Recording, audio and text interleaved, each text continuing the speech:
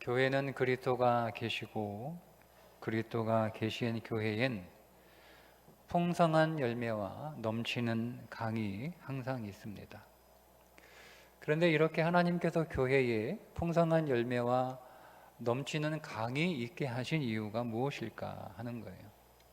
그건 새 예루살렘을 잘 준비할 수 있도록 하나님이 우리에게 열매와 강을 주시는 거죠. 왜냐하면 교회의 궁극적인 목적이 새 예루살렘이기 때문입니다. 오늘 우리가 읽었던 본문에 다시 보시면 새 예루살렘이 하늘에서 내려오는데 그것은 마치 신부가 남편을 위하여 단장한 것 같다 이렇게 말씀하고 있죠. 여기서 신부는 에베소서에 있는 말씀에 의하면 교회입니다. 따라서 교회는 새 예루살렘의 모형으로 존재하고 있고, 이 땅에서 성도는 이 땅에서 그 새 예루살렘이 되기 위해 그 새 예루살렘을 목표 삼아서 교회에 다니는 것이다. 여러분, 이렇게 말할 수가 있습니다. 우리는 보통 교회 왜 다니냐? 우리는 보통 오랫동안 아주 단순하게 천국 가기 위해 교회 다닌다 이렇게 생각을 해왔어요. 그러면 한번 우리가 생각해 봐야 될 것이 하나 있는데, 우리가 말하고 있는, 여러분들이 생각하고 있는 천국은 어떤 곳일까? 천국이 낙원일까? 천국이 낙원일까요? 예수님 십자가에 못 박혀 달리셨을 때 그 옆에 함께 십자가에 달린 강도 가운데 한 강도가 죽기 전에 예수님을 그리스도로 믿고 고백을 하면서 당신의 나라에 임하실 때에 나를 기억하옵소서 이렇게 기도했는데, 요청했는데, 예수님이 그 강도에게 하신 말씀이 오늘 네가 나와 함께 낙원에 있을 것이다 이렇게 말씀을 하셨어요. 자, 그때 그 주님이 이 강도에게 약속하신 낙원은 천국일까요? 그 낙원은 어떤 곳일까요?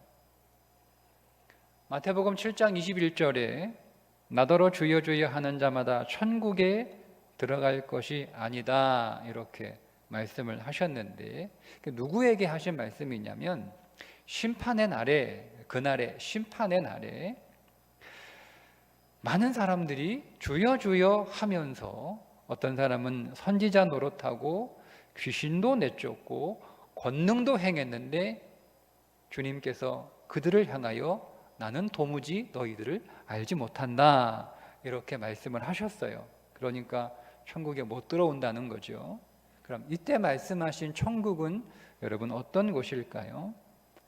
자, 보세요. 어떤 사람은 살인죄를 짓고 십자가형을 받았음에도 불구하고 마지막 죽기 전에 예수 믿고 낙원에 가고, 또 어떤 사람은 주여 주여 하면서 선지자 노릇을 했음에도 불구하고 천국에 못 들어가는 것을 보면 낙원과 천국은 다른 곳이라는 거예요. 같은 곳이 아니라는 거죠. 강도에게 말씀하신, 약속하신 낙원은 일종의 대기 장소입니다. 고린도후서 12장 3절과 4절에 바울이 이곳에 갔다고 고백을 하죠. 내가 이런 사람을 아노니, 자기를 얘기하는 거예요. 그가 몸 안에 있었는지 몸 밖에 있었는지 나는 모르거니와 하나님은 아시느니라. 바울이 그가 낙원으로 이끌려가서 말로 표현할 수 없는 말을 들었으니 사람이 가히 이르지 못할 말이로다. 낙원이 대기 장소인데, 근데 이게 이 대기 장소임에도 불구하고 얼마나 이곳이 좋은지 말로 다 표현할 수 없을 만큼 굉장히 좋은 곳이었다 이렇게 바울이 고백을 합니다. 그러나 마태복음 7장에 주님이 말씀하신 천국은 바실레야, 하나님의 왕국, 하나님의 나라입니다. 낙원은 바울에 의하면 구원받은 성도의 영혼이 천국에 들어가기 전까지 머무는 장소라고 바울이 말하고 있는 거예요. 낙원이라고 하는 단어가 파라다이스, 우리가 자주 쓰는 파라다이스의 어원인데, 이 파라다이스는 성경에 3번 나와요. 누가복음에 강도에게 한번 말씀하실 때 한번 나오고,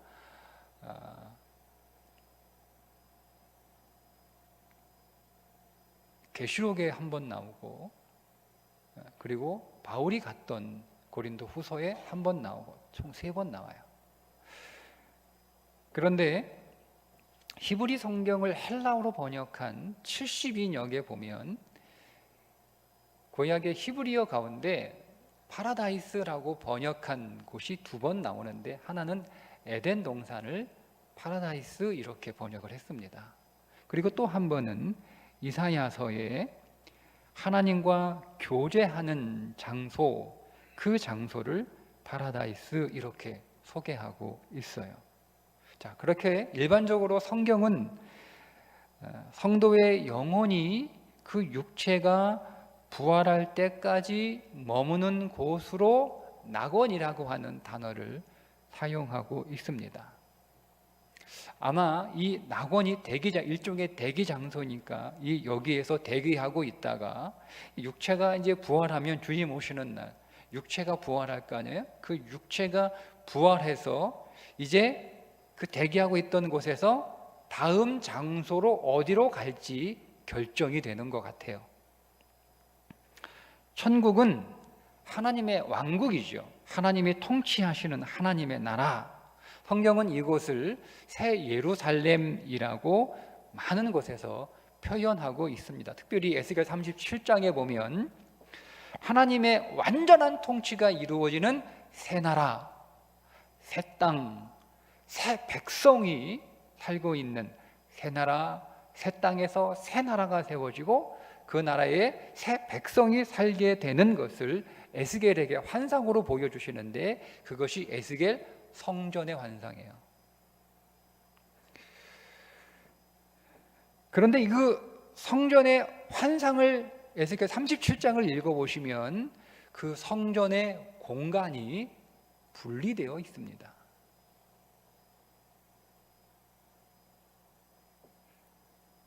그 성전에 뜰이 있고, 뜰도 바깥뜰이 있고 안뜰이 있고, 뜰이 있고 성소가 있고 지성소가 있어요. 구분되어 있어요. 이 땅의 성전처럼. 그래서 각 장소마다 들어갈 수 있는 사람들이 정해져 있습니다. 심지어 안뜰에서 하나님의 제사를 도왔던 레위 지파가 바깥뜰로, 새 나라 새 성전에서는 바깥뜰로 떨어집니다. 그 제사를 돕는 레위인들의 지위가 박탈되고 그들이 이제 성전에서 바깥뜰에서 허드렛 일을 하는 사람들로 전락합니다. 레위 지파는 영영이 그렇게 제사를 돕는, 제사를 섬기는 일을 할 줄 알았는데 그렇지 않더라는 거죠. 에스겔 48장에 새 땅의 경계가 나오는데, 새 땅의 경계를 여러분 자세히 보시면 요단 동편에 루벤, 갓, 므낫세 반 지파가 머물렀던 땅이 없어집니다. 사라져요. 만약에 이스라엘의 그 물리적 땅이 회복되는 것이 하나님의 새 나라와 새 땅의 경계의 회복이라고 하면 당연히 그 땅이 있어야 되는 거예요. 왜? 그곳에서 요단 동편에서 아모리 족속이 살고 있던 그곳에서 3개의 지파, 2개의 반 지파가 살고 있었으니까 그것이 회복되는 것이 당연한데 그 땅이 포함되지 않아요. 그 땅이 사라져요. 없어져요. 왜 그럴까요? 그 땅은 원래 하나님이 약속한 땅이 아니었기 때문에 그렇습니다. 약속한 땅이 아닌데 아모리가 차지하고 있던 땅을 아모리와 싸워서 아모리를 다 물리치고 나니까 그 땅이 너무 좋은 거예요. 살기가 너무 좋은 거예요. 그래서 모세에게 간청을 하죠. 우리의 가족과 우리의 가축들이 요단을 넘어 가나안 땅까지 가게 되면 우리의 가족들이 많이 힘들고 상하고 죽는 사람도 나올 것이고 우리의 가축들도 많이 죽을 것 같으니까 우리는 요단강을 건너지 않고 이 땅에서 계속 살 수 있도록 허락해 달라 간청합니다. 간청합니다. 그 모세가 그들의 간청을 들어줘요. 그러나 이 두 개 지판, 두 개의 반지파, 루벤, 갓 그리고 므낫세의 반지파는 요단강을 건너지 않습니다. 여러분, 신앙은 강을 건너는 거예요. 그래서 아브라함이 유브라테스 강을 건넜고 모세가 홍해를 건넜고 여호수아가 요단을 건넜는데 이 마지막 건너야 될 그 마지막 강을 이 두 개의 반지파는 건너지 않았던 거죠. 그래서 새 나라에서는 그 땅이 사라집니다. 그 땅은 하나님이 약속한 땅이 아니고 하나님의 백성이 살 수 있는 땅이 아니라는 거예요. 또 한 가지, 여호와의 총회에 들어오지 못하는 족속이 있다고 하는 사실입니다. 에돔과 모압과 암몬은 여호와의 총회에 들어오지 못합니다. 당연히 12지파가 아니니까 못 들어오지 이렇게 생각하실 수 있는데 에돔도 모압도 암몬도 믿음의 후손들입니다. 에서의 후손들이죠. 그리고 롯의 후손들이죠. 모압과 암몬은. 그런데 이 믿음의 자손들임에도 불구하고 여호와의 총회에 들어가지 못합니다. 물론 에돔은 3대가 지나면 들어갈 수 있어요. 그리고 모압 같은 경우도 모압의 룻이라고 하는 모압 자손의 룻이라고 하는 여인은 예수님의 족보에 들어오게 되는 하나님의 총회에 들어오게 되기도 합니다만은 그냥 들어오는 게 아니에요. 그냥 뭐 이렇게 대충 들어오는 게 아니에요. 이들이 총회에 들어오기 위해서는 엄하게 다루어진 다음에 그 다음에서야 여호와의 총회에 들어오게 됩니다. 자, 우리가 여러분 이런 것들을 좀 종합해서 우리가 좀 살펴보게 되면 우리는 어떤 사실을 알게 되나요? 하나님의 나라인 천국은 강도처럼 좀 믿기만 하면 들어가기는 하지만 그 안에는 믿음의 수준에 따라 각기 거하는 곳이 다르다는 것을 알 수 있습니다. 무엇보다 천국의 중심인 새 예루살렘에는 들어갈 수 있는 구역이 엄격하게 구분되어 있다는 거죠. 그러니까 우리가 한 가지 오해하고 있는데요. 강도가 들어간 그 낙원을 천국 전체로 이해하고 있는 거예요. 낙원을. 그러니까 우리는 이런 생각을 조금씩 다 갖고 있어요. 뭐 오래 믿으나 짧게 믿으나 잘 믿으나 대충 믿으나 열심히 믿으나 그렇지 못하나 다 똑같은 거 아니야? 뭐 평생 강도짓하고 십자가에 죽는 강도가 죽기 전에 주여 당신 나라 임하실 때 나를 기억하옵소서 이 한마디만 하면 내가 나와 함께 낙원에 있으리라. 여러분, 우리가 이 말씀을 잘못 오해하고 있기 때문에 그런 생각을 가질 수 있어요. 꽤 많은 사람들이 그런 생각을 가지고 있는데 여러분, 그러면 큰 오산하고 계신 거예요. 성경의 말씀을 종합해 보면 천국은 크게 낙원과 새 예루살렘으로 구분되어 있습니다. 낙원은 강도처럼 죽기 전이라도 예수님 영접하면 은혜로 들어갈 수 있는 곳이에요.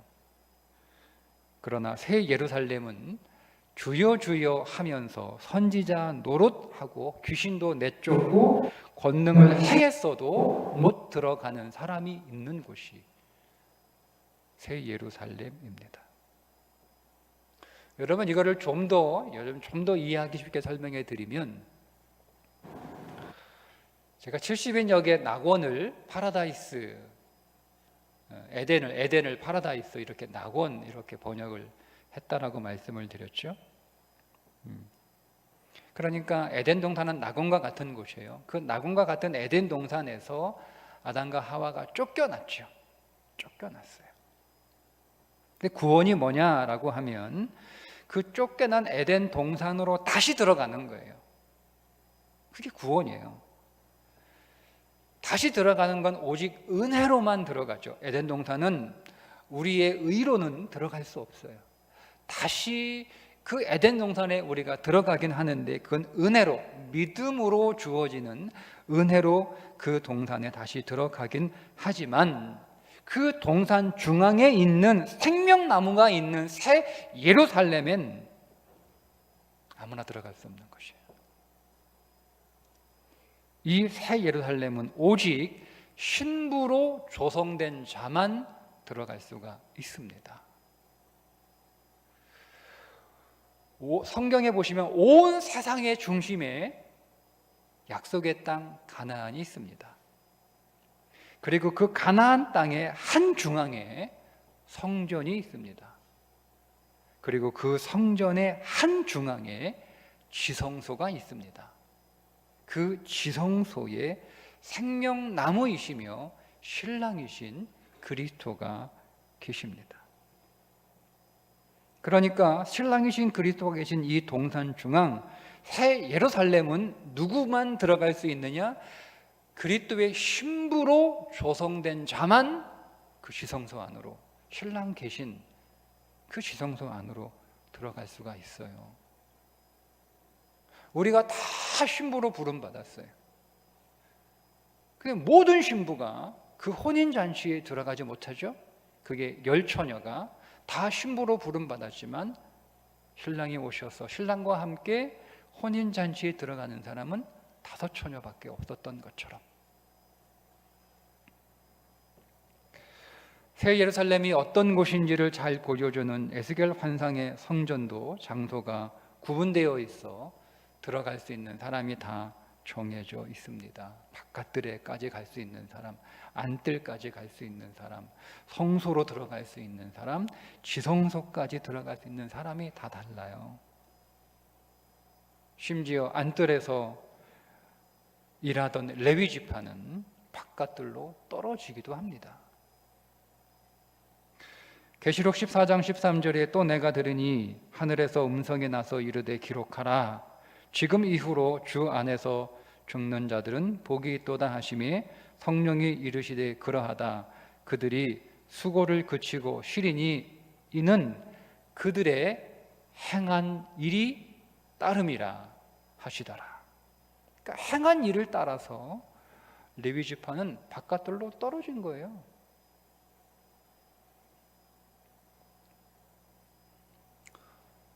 여러분들은 어디까지 가고 싶으세요? 여러분, 우리는 어디까지 가야 될까요? 우리는 당연히 지성소까지 가야 됩니다. 당연히. 왜요? 우리를 왕같은 제사장으로 부르셨기 때문에. 우리는 왕같은 제사장 아니에요? 그러니까 우리는 지성소 안까지 들어가는 제사장이 돼야 되는 거예요. 그러니까 오늘 우리가 이 땅에 있는 동안에 교회에서 지성소까지 들어갈 수 있는 신부로 조성되는 훈련을 받는 것이 교회 생활이에요. 교회가 뭐 하는 것이냐? 여러분들을 다 그리스도의 온전한 신부가 되게 하여 지성소까지 잘 들어갈 수 있도록 엄하게 다루어진 다음에 들어가는 게 아니라 그냥 바로 들어갈 수 있도록 준비시켜주고 훈련시켜주는 곳이 교회입니다. 교회. 그럼 우리는 여기서 어떤 훈련을 받을까? 어떤 훈련을 받을까요? 사랑의 훈련을 받는 거예요. 사랑의 훈련. 새 계명을 너희에게 주노니 서로 사랑하라. 내가 너희를 사랑한 것 같이 너희도 서로 사랑하라. 그러니까 서로 사랑이라고 하는 이 새 계명에 순종하는 삶을 사는 것이, 그것이 믿음의 훈련이에요. 신부는 어떤 신부예요? 신랑을 사랑하는 신부 아닙니까? 그죠? 그래서 사랑인 거예요. 우리가 신부이기 때문에. 그래서 사랑을 훈련 받는 거예요. 두 가지 사랑을 훈련하게 되죠. 그리스도의 말씀에 순종하는 하나님의 사랑을 훈련하게 되고, 우리 모든 사람들이 다 그리스도의 몸을 이루는 지체들이니까 그리스도의 몸인 지체들을 사랑하는 이웃사랑의 훈련을 우리가 이곳에서 받는 거예요. 왜 하나님의 교회에 풍성한 열매를 주시고 넘치는 강을 주셨어요? 사랑은요, 힘이 없으면 못해요. 힘이 없으면 그냥 마음으로 사랑하면 되지. 성경은 분명히 야고보서에서 그냥 마음으로, 또 요한서신에서 분명히 마음으로, 그것도 사랑이지만 하나님은 오늘 우리에게 마음으로만 하는 아니라 우리의 몸으로, 우리의 손으로 하는 사랑을 원하시는데, 그렇게 명령하시는데, 이게요, 힘이 없으면 사랑할 수 없잖아요. 여러분, 나한테 힘이 없는데 내가 우리 부모님, 또 오늘 우리의 가족들, 또 우리의 친구들, 우리의 이웃들 사랑하고 싶어요. 병든 자 사랑하고 싶어요. 내가 힘이 있어야 될 거 아니에요. 나한테 건강도 있어야 되고, 시간도 있어야 되고, 물질도 있어야 되고, 힘이 있어야 될 거 아니에요. 그 힘이 있어야만 우리가 사랑할 수 있기 때문에 교회 안에 풍성한 열매와 넘치는 강을 주셔서 그 열매를 먹고 그 강으로 씻어서 우리 안에 생명의 능력으로 충만하여, 사랑의 능력으로 충만해서 살아갈 수 있도록. 돈이 필요하면 돈을 주시고, 건강을 필요하면 건강 주시고, 지혜와 지식이 필요하면 지혜와 지식을 주시고, 재능이 필요하면 재능도 주시고, 시간 필요하면 시간도 주시고, 이게 다 복이란 말이에요. 오늘 우리의 믿음이 분명하면 내가 왜 복을 구해야 되는지가 정확해지는 거예요. 여러분, 돈이 왜 필요합니까? 사랑하려면 돈이 있어야 되거든요. 여러분, 건강이 왜 필요해요? 내가 건강해야 여러분 우리가 사랑할 수 있는 거잖아요. 우리에게 시간이 왜 필요합니까? 시간이 있어야 사랑할 수 있는 거잖아요. 그러니까 우리의 모든 복들은 다 사랑하라고 주시는 복들이고, 오늘 우리가 하나님 앞에 구하는 모든 복들은 사랑할 수 있도록 구하는 복들이에요. 이게 정확해지면 우리의 신앙은 아주 명쾌해지는 거예요. 하나님, 내가 우리 부모님 사랑해야 되고, 우리 가족들 사랑해야 되고, 우리의 이웃들을 사랑해야 되는데, 돈이 필요한 사람에게 제가 돈을 가지고, 건강이 필요한 사람에게 힘이 있어야 되니까 같이 돌봐야 되고, 그래 내가 건강해야 아픈 사람 돌봐줄 거 아니에요. 근데 마음이 건강해야 마음이 상한 사람 사랑할 수 있을 거 아니에요. 그럼 주십시오. 왜 안 주시겠어요? 내 의가 아니라 내가 그런 사랑의 훈련들을 통해서 내가 그리스도의 신부로 조성되는 거니까, 내가 하나님을 사랑할 수 있도록 우리가 하나님 사랑하고 그 말씀에 순종해야 되는데, 여러분, 이게 힘이 없으면 하나님 말씀에 순종 안 돼요. 우리가 믿음으로 안 되잖아요. 그러니까 우리가 하나님의 말씀에 순종하기 위해서도요, 힘이 있어야 되는 거예요. 그 힘 내라고 주시는 것이 풍성한 열매 넘치는 강이란 말이에요. 오늘 우리의 삶이 그래서 그리스도의 신부로 조성되는 것, 새 예루살렘으로 조성되는 것. 그래서 바울이 뭐라고 얘기합니까?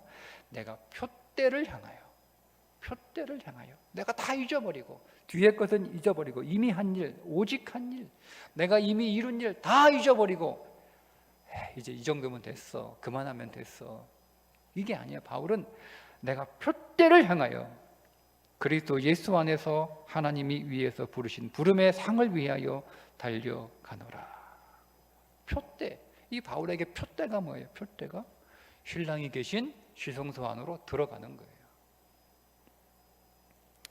또 디모데후서 4장 7, 8절에 나는 선한 싸움을 싸우고 나의 달려갈 길을 마치고 믿음을 지켰으니 이제 후로는 나를 위하여 의의 면류관이 예비되었으므로 주 곧 의로우신 재판장이 그날에 내게 주실 것이며 내게만 아니라 주의 나타나심을 사모하는 모든 자에게도니라. 면류관을 주신다. 이 면류관이 뭐겠어요? 면류관? 신부의 화관이에요. 신부가 쓰는 관이란 말이에요. 시간이 없어요. 바울이 세월을 아끼라 이렇게 말하고 있는데, 바울 사도가 말한 세월을 아끼라는 말이 무슨 말씀이겠어요? 그저 시간을 아껴 쓰라는 말이 아니에요. 세월을 아끼라는 요한 에베소서 5장 16절의 말씀은 신부로 조성되는 일에 모든 시간을 집중해서 쓰라는 거예요. 신부로 조성되는 일에 하나님을 사랑하고 이웃을 사랑하는 일에 모든 것을 다 집중하라는 거예요. 여러분, 결혼을 앞둔 신부가 결혼 날짜를 잡을 때는 보통 넉넉하게 결혼 날짜를 잡아요. 넉넉하게. 그런데 대개 모든 신부들이 다 결혼을 날짜를 앞두고 시간이 너무 촉박한 거예요. 시간을 넉넉하게 잡았음에도 불구하고 항상 시간이 좀 더 있었으면 내가 더 예뻐질 수 있는데, 내가 더 날씬해질 수 있는데, 그죠?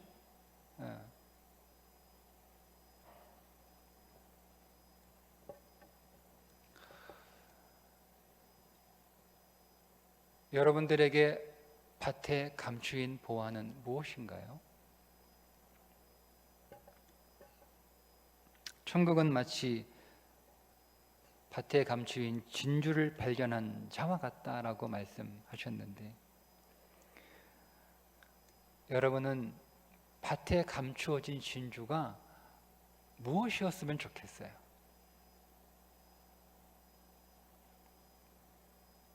진주는 바로 새 예루살렘입니다. 새 예루살렘의 12문이 다 진주로 되어 있지 않아요?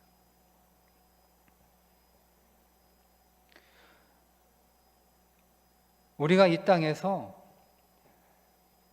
이제 앞으로 영원히 살아가게 될 새 예루살렘을 본 거예요.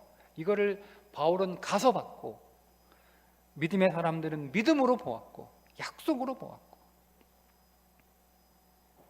근데 그거를 보고 나서 자신의 전부를 다 팔아서 그 밭을 삽니다. 새 예루살렘이신 그리스도를 소유하기 위해, 그리스도가 계신 새 예루살렘인 그 지성소 안으로 들어가기 위해 자기의 전부를 다 팔아요. 다 팔아요. 이것이 천국을 본 자들의 삶입니다. 저는 여러분 모두가 이 땅에서 새 예루살렘을 볼 수 있었으면 좋겠어요. 그것이 우리 주 예수 그리스도를 믿음으로 고백하면 고백할수록 그 안으로 더 들어가면 더 들어가, 그 새 예루살렘이 선명해졌으면 좋겠어요. 선명해졌으면. 그래서 오늘 우리가 본 그 새 예루살렘에 우리 제일교회 모든 성도가 지성소까지 들어갈 수 있었으면 좋겠습니다. 여러분, 이것을 하나님이 우리에게 이 땅에 주신 시간 동안에 왜 우리를 그리스도를 영접하자마자 바로 안 데려가고 이 땅에 남겨두셨어요? 신부로 조성되라고. 신부로 조성되는 시간을 주신 거예요. 신부로 조성되는 시간. 지금 우리에게 있는 그리스도를 영접한 구원 이후의 시간은요, 신부로 조성되는 시간이에요. 신부로 조성되는 시간. 그렇게 신부로